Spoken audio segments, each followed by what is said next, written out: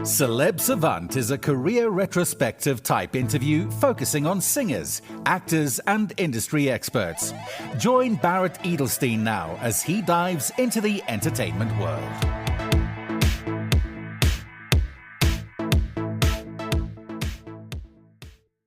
Dave Robinson is an Irish music executive, music video director, record producer, music manager, and photographer. He started as a photographer at Rave magazine, where he took photographs of the Beatles in the Cavern Club in Liverpool, and then went on to photograph the Rolling Stones as the official photographer for their first tour to Ireland. He went on to become a tour manager for Jimi Hendrix from his first tour of the UK until just before his death. He also managed the Animals, the Young Rascals, Vanilla Fudge, Van Morrison, Dave Edmunds, Ian Dury, and Elvis Costello, amongst others. Dave co-founded Stiff Records in 1976 with his business partner, Jake Riviera. He started as managing director and started signing up The Damned, Motorhead, Elvis Costello, Nick Lowe, Tracy Ullman, Ian Dury and the Blockheads, Kirsty MacColl, the Box Tops, and many more. Hardwicke Circus was formed by brothers Jonny and Tom Foster, who had a passion for making music from an early age. Their dynamic live shows and songwriting found a fan and a manager in renowned music veteran Dave Robinson. The Hardwickes, as they are known colloquially, have supported Bob Dylan and Neil Young in Hyde Park, Madness, Alabama 3, Southside Johnny and the Ashbury Jukes, Bob Geldof's Boomtown Rats, and the Blockheads.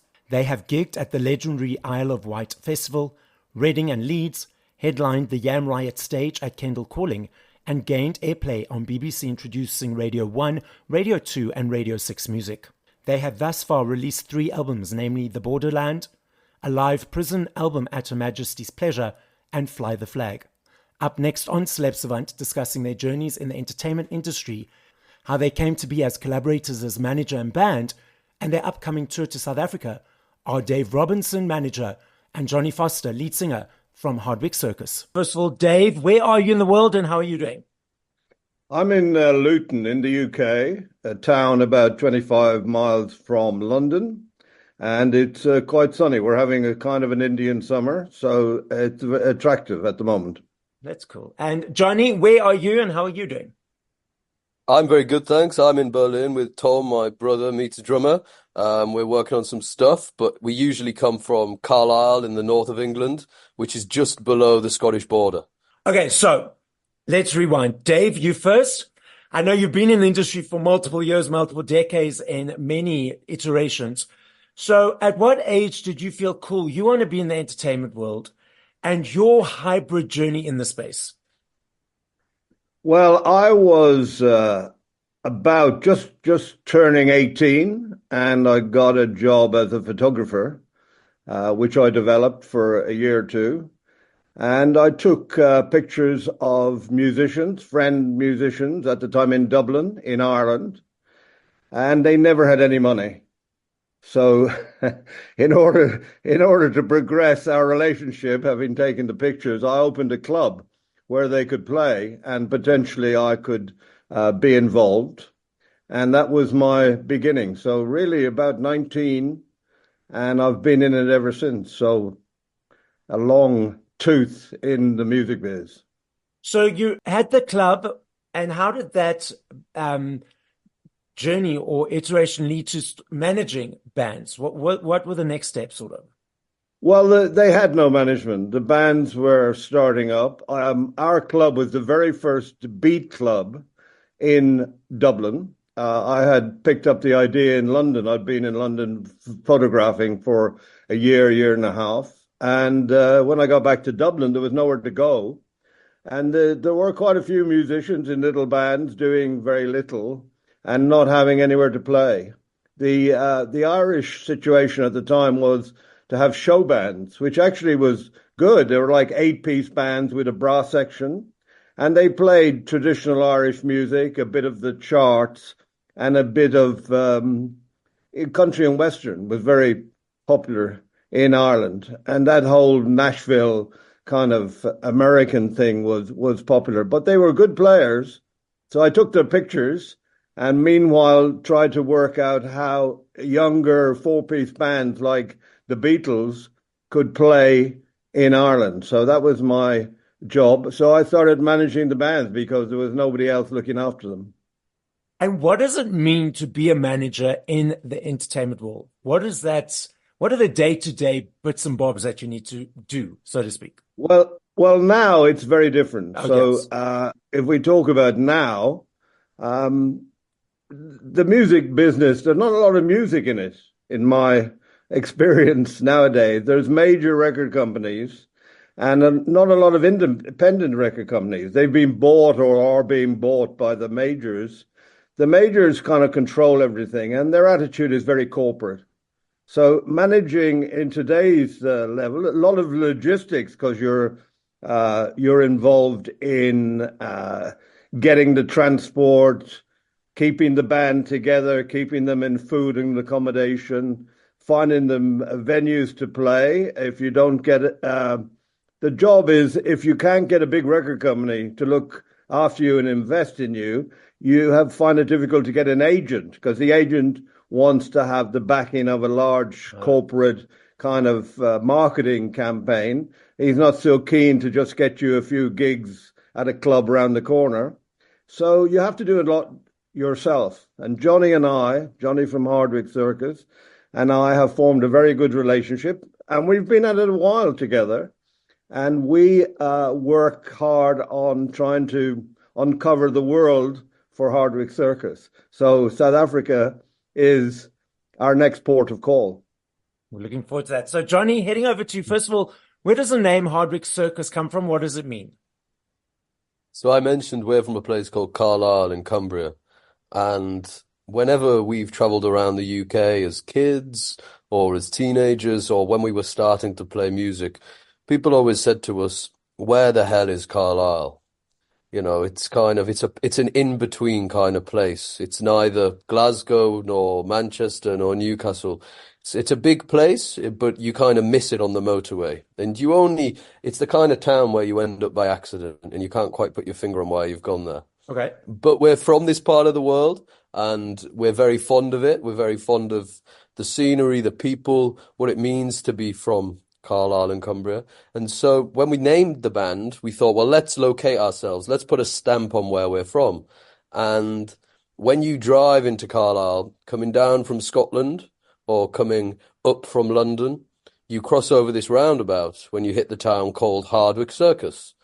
And so it's kind of, there's a pin in the map, you know, you can't escape Hardwicke Circus as soon as you go into or you leave Carlisle. So we thought that makes sense to call ourselves after something in our hometown that everybody's aware of. And it's funny because everyone outside of Carlisle thinks, oh, that's an interesting name. There's a good story to it. I can see it's got a few connotations there. That makes sense. But then when we tell people we're called Hardwicke Circus in Carlisle, you know, they think it's the silliest thing they've ever heard in their life. So, and that's just the way it is, I suppose. But that's why we've called ourselves that. And we're Carlisle through and through, and even straight into the name as well. Okay, so now let's rewind. At what age, whether as a child or teenager, did you feel cool? You want to be in the creative world. How did that progress into the formation of the band? Let's dive into your creative process and your creative journey.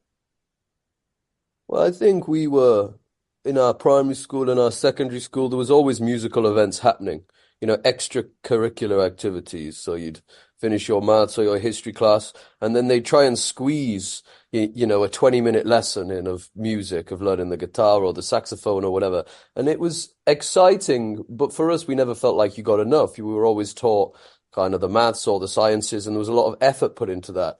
But we only got a glimpse of being able to play the guitar or the saxophone. So whenever me and Tom went home, having had this day at school, we'd just want to play music. We'd want to do more of that. We'd want to investigate that more and listen to more of these albums that we'd heard a taste of, or find out about these musicians or how they wrote that song, or what that lyric's about, or where that music came from. And so from that kind of experience at school, we got the bug for it.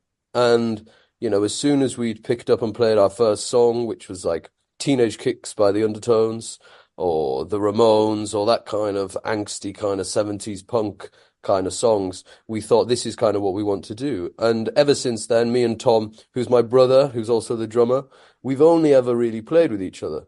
You know, there's never been a different formation of the band. It's always kind of been us two with our friends who have came along and joined our vision for what we think a band should be and the music should sound like. So as we went through school, we left, we avoided that kind of typical route of going to university, and it meant that, we kind of bought a van, did all the classic cliche stuff, found gigs all over the country, and played, nearly 1,000 shows up to this point in every different known venue. Be it pubs, clubs, theatres, prisons, supporting other bands, festivals. And we've been lucky enough up to this point that we've been able to do that in England and in Europe, and now finally South Africa. So it's been a long journey, with Dave and with Tom and everyone in the band. But the clock's, moving fast, and we're chasing it. So we're very excited to be there. So Dave, how did you come to meet the band and build the relationship to partner with them? My son decided that he wanted to maybe go into band managing. It's it's an early 20s kind of idea. He was a photographer also, like I started. And he was going to get a bag of fish and chips in Camden Town, which is a very musical centre of London, an awful lot of small clubs and pubs. And he heard music from a pub that he knew didn't have any music, that didn't have a musical license, and he went in just to look with his camera, just to look. And he saw this young group in the middle of the floor. There's no stage in the pub, playing to a small audience who weren't paying too much attention to them. And he hung around. He took a few pictures, hung around, and chatted up Jonny, who's very chatty, and found they'd come from Carlisle just that day, and had actually convinced the landlord of the pub that they could they play. They convinced him, and he, Irish inevitably. Irish landlords are very key to the whole music business, and so that he found that really interesting. So he came to me the following day and said, "Look, they have one other gig. They've convinced another pub to play. Would you come and have a look at them?" I did, and I quite liked them, and there was something about them that I thought was interesting, and they'd come from Carlisle, which I was aware of, because having toured for many years with bands, Carlisle wasn't on the big map. Carlisle was a very small place, 400 miles from London, and I was interested. And I met Jonny's father, who had driven them down, and my son, Milo, said, "Why don't we become a partnership, because your name will be good with them, and maybe," and I said, "Fine, I'll do it, but I don't want to do any work. I'll just advise you and you'll do the work." That was our arrangement. A year later, of having worked with the band and got things going, met all the parents, gone to Carlisle, doing all the things that a manager does, where he's trying to work out what they want and what's possible to get. He said to me, "I've got an offer of a great photographic job. What should I do, Dad?" He never calls me Dad unless he wants something. And I said, "Look, I have to advise you, you should take the job." And then I realized that I was holding the baby, and the baby was Hardwicke Circus. So we've been doing it ever since, up and down the country, as Jonny said. We've been to festivals, Glastonbury, played with Bob Dylan, played with Neil Young, played and supported an awful lot of people, played in very small places, very empty places, and very big places. And here we are on our way to South Africa, which is exciting us all. Dave, so do you only at the moment collaborate with Hardwicke Circus, or do you collaborate with other artists as well? Well, I talk to friends. I've got a lot of friends from my years at it, but I only look after Hardwicke Circus. Okay, lovely. So you referenced this. I'm going to head to Jonny first, then I'm heading to you, Dave. So I love me a CD. I still budget for my CDs every month. For me, it's an energy exchange to you guys for saying thank you for all the hard work that you're doing. I love the journey of the choice, the unpacking, the booklet, the experience of listening from song 1 to whatever number. I'm not sure if you're aware, or if you are aware, that physicals on a massive upsurge. In the UK, 5.9 million vinyls sold last year, the biggest since 1990. CDs on an upward resurgence. I was reading articles earlier in the year that in the UK, there's a basket of products that they gauge for tax purposes, the exchange of them. And because of the upsurge of CDs, that product is back in the basket of products for that gauging purposes. And the research is showing that it's the younger kids, the teenagers, the early 20s that are diving into the physical world. And we've also got these streaming platforms that people consume music on. So, Jonny, first, what's your observations of the landscape at the moment? Well, I think there's yes, there's a definite shift. There's a definite pivot from people solely streaming stuff online.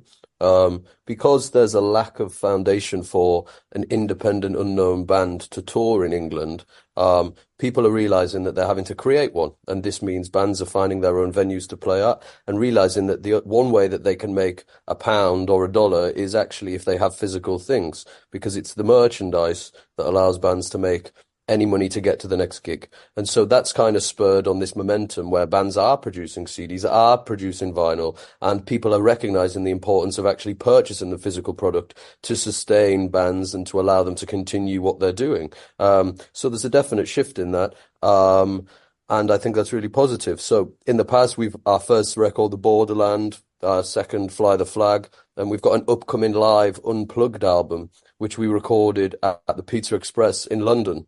So it's all of our kind of greatest hits catalogue performed unplugged, stripped back, arranged slightly differently. We're going to be putting that out on vinyl at the end of November, the 29th of November, whilst we're in South Africa. So there's a definite taste for that. And people like getting on it and reading, as you say, the sleeve, the booklet, getting involved with it on a much more personal level than, say, an included level than you can just through like digital means. So I think that's really exciting and positive. Dave, anything to add? Well, I like the idea that people who like the music of any given band or thing want to own the music. Yeah, I came through the period when people owned the music that they liked. So you go into a person's house, he'd be playing his collection to you and would DJ for you from his collection.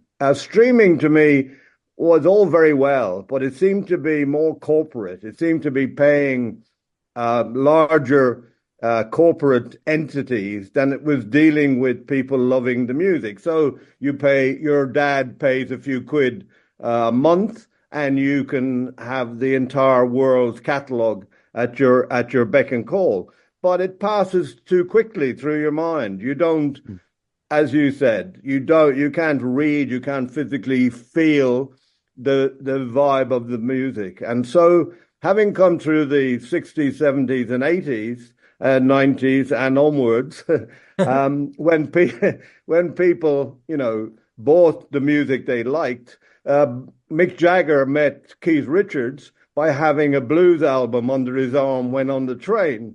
And that's how they actually connected. And that's another remarkable story from the human musical jungle.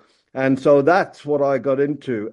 Major record companies, I would just like to say, started as distributors and manufacturers, and they only started putting out their own music because the independents who normally worked through their factories, when they had a hit, they would probably celebrate and go abroad, go to an island, the Mystique or somewhere, and have a good time, and they wouldn't do any more work till they came back. So the majors thought, well, our factory needs to work regularly, so we'll have our own record label. And now, what do they distribute? What do they manufacture? Nothing. A couple of files to Spotify, Apple Music, whatever. They're having a great time, and they collect all the money. So it's a small beer whether they will pass some of it on to you, even if you're on their label. Elton John gets paid, but does the smaller band and the smaller songwriter, which we're dependent on. The songwriting is my interest and has been always. So how does he earn and have a living from his ability to write? That's my question.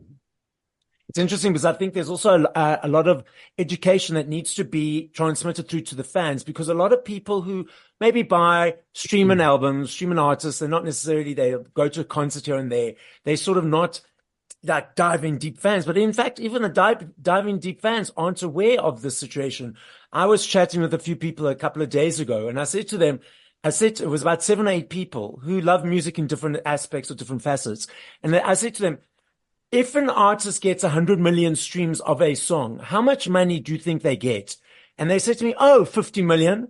I said, it's actually like $1,000. And they were absolutely shocked. They didn't realize the situation. So I think there's a lot of education that needs to be happening to the listeners as well. Very good point. That's absolutely true. Very good point. Because the majors don't spend any time telling people how their operation works. It just works well. Yeah. It's like King Gillette. I always think King Gillette, his big quote was the fact that he made all his money during the nighttime when he was asleep, because that's when men's hair grew. You know? Okay.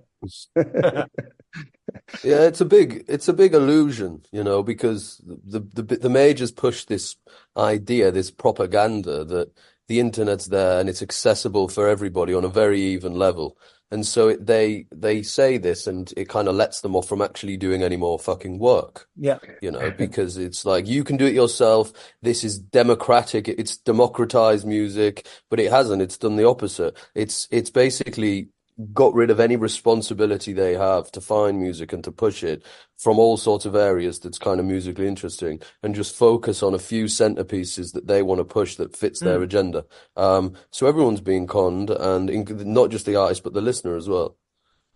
This is an interesting conversation. So now, Jonny, what do you enjoy about performing live? Well, I think that's what it all builds around. We've if we're not gigging, that's why we've done so many. We go a bit stir crazy. We don't really know what to do with ourselves, and that's why we played so many gigs, some big ones, some small ones, because not only does it kind of release this energy that we need to get out of our bodies, but musically it's so important for us as a band. We've always pushed this idea that we're like a 5 or 6 piece with 6 very individual musicians, all contributing in their own way. There's no track we're playing to. We're reliant on 6 people's 100% all the time, because it pushes us forward into different directions. And that's where kind of the magic happens. And you only get that if you're on the road. And by the road, I don't just mean being on the stage. It's that journey. It's that traveling together. It's finding that camaraderie from spending all your time with these people and kind of, finding each other funny, finding each other annoying, listening to different types of music and pushing forward. That's a crucial element. And without that, it becomes kind of a bit of a sterile mission. And, I don't want to be a part of any of that, And let's dive into the creative process. So when you guys create a song from 0 to 3 to 4 minutes in creating a song, is it easy every time? What motivates it? What invigorates it? How does that creative process work for the band? Well, me and Tom do a lot of writing, and we're, people always say you're brothers, you must hate each other, which we do at times, but broadly speaking, it's quite a healthy relationship, because it means we can talk very plainly and very honestly with one another creatively. So, I'll write 70% of a song, Tom will write 70% of a song, and then we'll kind of come at each other and say, oh, here, I've got this idea, what do you think? And we can confidently say, oh, that's great, or that's fucking terrible. You need to sort that out, or you need to change this bit, or why don't we do this, or put this song into that area. And so we've created this kind of healthy environment where we can be very honest with each other and not feel like we need to paint it up too much as to not offend the person. So that's great. But we write very differently, Tom's started out playing the drums, and he began writing only a couple of years ago, but through kind of a steer determination, he's really become a great writer. And he can't really play the guitar that much, but he's got an iPad and he can use the computer a bit. And he's got very kind of a vivid mind that he's quite good at putting down electronically, and creates these kind of interesting songs, because he doesn't really know the chords and he doesn't really know what he's doing. And that's so special, because it means that he's being really fluid. He's not overthinking anything. And that's a place you're always trying to get to as if you're creating something. So we've got a good relationship in that sense. And we've been going through a lot of songs for this new album at the moment. There's been kind of 70 that we've whittled down to 15 that we're in the process of recording. Tom's written an awful lot of them. And it's an exciting time.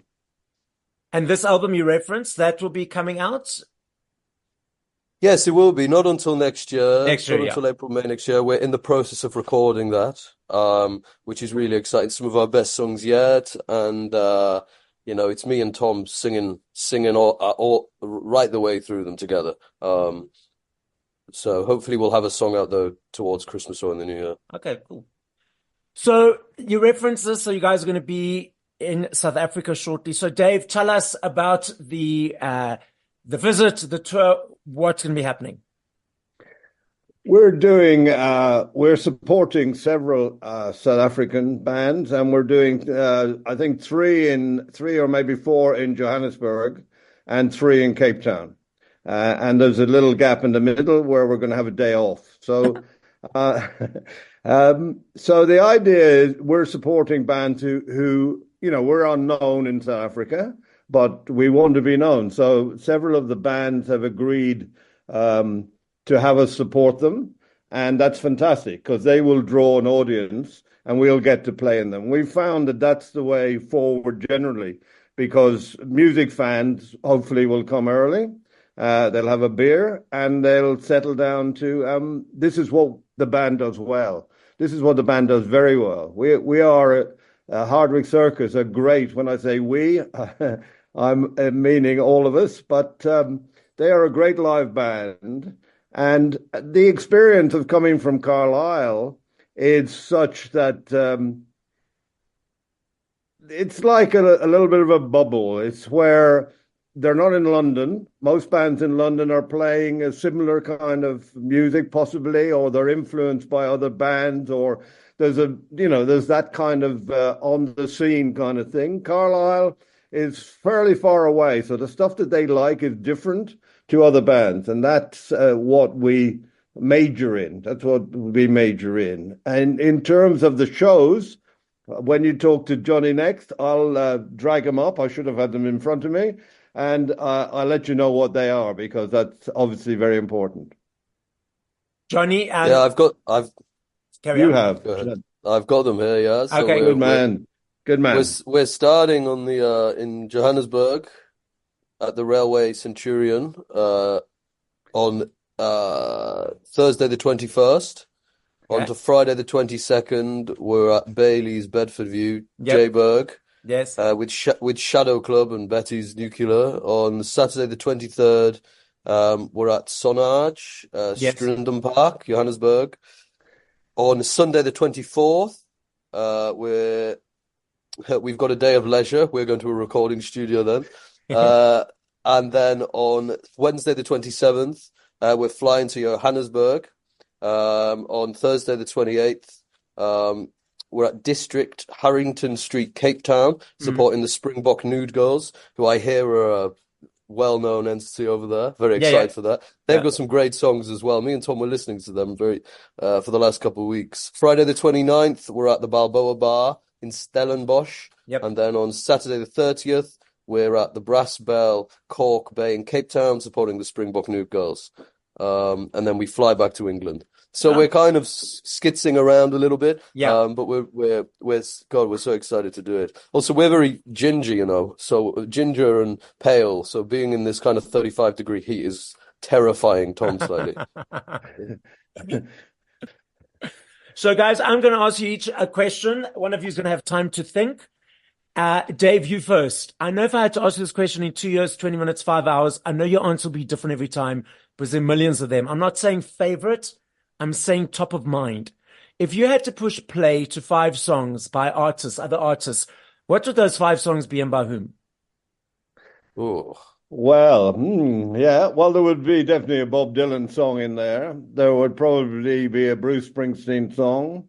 Al Green would feature. I very like Al Green. I play him a lot. There'd be some reggae. There'd probably be Bob Marley, obscure Bob Marley or something. And there'd be a Hardwicke Circus song. So there would be my 5. Walking on Broken Glass is my favorite Hardwicke Circus, and written by Tom and Jonny. And I think it's a cracker. And a few people in South Africa have commented on it, so I think that's well worth noting. yes, I agree with that. Yes, you agree. Jonny, your 5. Oh, I'd say Wichita Lineman, Glenn Campbell. Definitely a Bob Dylan song, maybe what would I say? Highway 61. Highway 61 would be a sensible shout. I'd say Tupelo Honey by Van Morrison. I'd say probably probably a Springsteen, maybe The River by Bruce Springsteen. And number 5, what else would I say? It's a really hard question. Maybe like In the Wee Small Hours of the Morning by Frank Sinatra. Lovely. Because that's a good excuse to have a whiskey. So So I love this game. So thank you for reminding me some of those songs. Because I know if I literally had to ask you this question now again, you'd both had different answers. So thank you for that. So the podcast is listened to throughout the world. As a final message to the listening audience, Dave, first, what would you like to say? Well, we're talking obviously about South Africa and getting there. We're all very excited, as we've said many times. The idea of going to South Africa is rare because we've had to look for sponsors to get the airfares and hotels together, and we're still looking for a few. A few. There might be a few people out there who think that would be worthwhile, and we want to come back. The idea we have is to tour. That what we've done in England is play smaller venues and then play slightly bigger venues, and hope that the precipitation with the audience means that they're going to tell their friends and they're going to think that it's good. We work on it a lot. We're very, very professional workers. An awful lot of rehearsal goes into it. And I think the songs that the band have come up with now are probably the very best. So we're looking for the new album, probably in March, to hopefully find a place in South Africa, perhaps, with our introduction on this tour. Thank you very much for having us. Thank you. Jonny, any final message? No, we look forward to seeing everybody there, and all the dates are listed on our website and on our Instagram and on our Facebook. So do get in touch. We've had a couple people already saying they're coming down to see us, which has really been amazing. So keep that up. Thank you for listening to this episode of Celeb Savant. Please follow Barrett on TikTok, Instagram, YouTube, and Facebook at Celeb Savant. That's CelebSavant.